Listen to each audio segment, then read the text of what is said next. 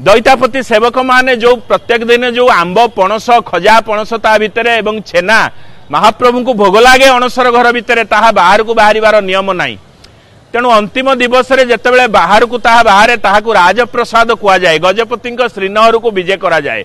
आमे गोटे दिन आंब खाइले टाकुआ बा चोपा रखिले ता देहरे छोट छोट ड्रोसोफिला मेलानोग्लास्टा बोली साइंटिफिक भाषा रे जहाकू कहती पोक गुड़िक छोट छोट माछी गुड़िक उड़ीबा को आरंभ करती। किंतु महाप्रभुंकर अणसर घर एमिति रहस्यमय दीर्घ 13 दिन 14 दिन काल जो खाद्य बा भोग नैवेद्य गुड़िक गोटे कोणे से गदा होई थाए एवं ताहा सेही भली भाव में तटका रही थाए राजप्रसाद विजय होबा पई।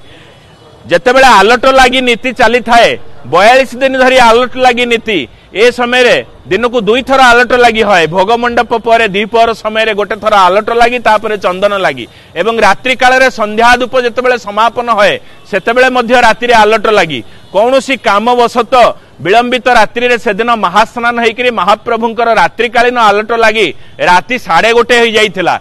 सेतेबेले मने पड़ुची ए सेवक जेतेबेले भीतर को कहा को प्रवेश नहीं जगमोहन भीतर को बिजुली बत्ती गुड़िक लिभेई दिया जाइची अखंड बत्ती को मध्य लिभेई दिया जाइची। दूररू गोटे बत्ती जलुची से आलोकरे कांथ बाड़ ब्रह्मा शंकर ठिया होइचंती किछि किछि मूर्ति देखा जाउची। आमे से समय गरुड़ खंब निकट रे जेतेबेले हमर आलमीरा अछि भूल वशत ता भितर आमे किछि नड़िया रखिथिलु श्रीफल ताकू घर को नबा पई जेतेबेले आलमीरा खोलिबा को जाइचु से पाखरे 8.5 फुट 10 फुट उंचर धवल वस्त्र परिहिता नारी मूर्ति जने दंडायमान होइचंती।